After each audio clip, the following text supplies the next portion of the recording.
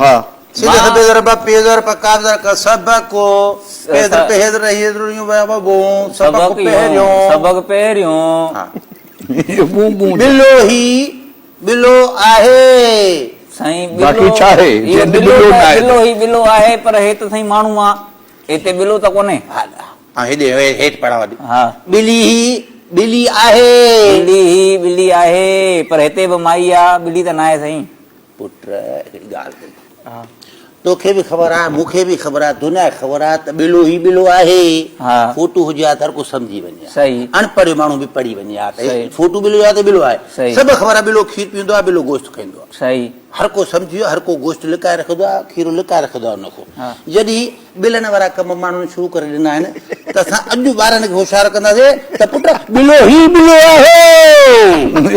अच्छा माना सही हा बिलो ही बिलो आहे बिलो ही बिलो आहे इहो त हेॾे हथ कंदासीं संगत नाराज़ थींदो बिलो ही बिलो आहे इहो त जवाब अथई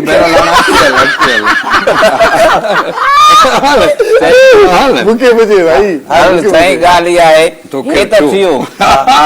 पर हे जेको तव्हां ॿिलीअ जॻह ते माई छो ठाही आहे? इहो असांजी घर जी ॻाल्हि आहे इहा ॻाल्हि न कढो हे लिखल आहे चमचो आहे चमचो आहे पर त हे त साईं पाण वॾे जो फोटू आहे सुञे थी न हा हा पोइ हाणे हिकिड़ी ॻाल्हि हाणे त चमचो ई ॾियां फोटू हा हाणे हिकिड़ी ॻाल्हि ॻोठ कंहिं फेटायो वॾेरे सॼा माण्हू लॾे विया छॾे विया ग़रीब भॼी विया कंहिं भॼाया पाण वॾेरे सपोर्ट वॾेरे जी कहीं कई मथो थियसि हिमथुनि जो छा थियो चमचो त पोइ मां बि उनजो फोटो ॾिनो त चमचो आहे चमचो आहे हा। असांजो वॾेरो आहे हा ऐं हीउ ॾिस गॾो आहे गॾो आहे हे त साईं मज़दूर आहे बोरी थो खयो वञे पियो। हाणे ॻाल्हि ॿुध सॼो ॾींहुं गॾो गाॾे में वहे थो सॼो ॾींहुं भॼ भॼा लॻी पिया घर अची मालिक ॿधे थो पैसा कमाए पाण थो खाए हा। त उहो छा थियो गॾो सभु ख़बर आहे गॾो आहे अॼुकल्ह गॾ त विया हले हाणे चिंचियूं सही हाणे कमाए केरु थो मज़दूर सही लोड़े केरु थो मज़दूर उन हक़ केरु थो खाए मथे था वञनि हलिया त हे छा थियो गॾो त मां बि उहो लिखियो आहे न पुट त गॾो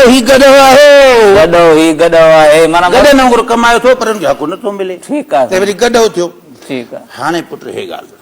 हीअ लिखियल आहे तस्वीर हा ठीकु आहे हिनखे उनवान ॾे तस्वीर खे उनवान ॾियां हा ॾिस पढ़ हे भोली जी तस्वीर आहे हे साईं भोली आहे हा हे फ़क़ीर आहे हा फ़क़ीर मानी थो खाए भोलीअ जे साम्हूं हा उनवान ॾे इहो इनवान आहे न साईं फ़क़ीर आहे मानी थो खाए सम्झ में न हे ॻाल्हि इहा आहे हे मानी थो खाए भोली परते मोकिलियो ॿधी पई आहे इन जो मक़सदु आहे त खटो खाए फ़क़ीर धक जले भोली उनवान वाह वाह वाह वाह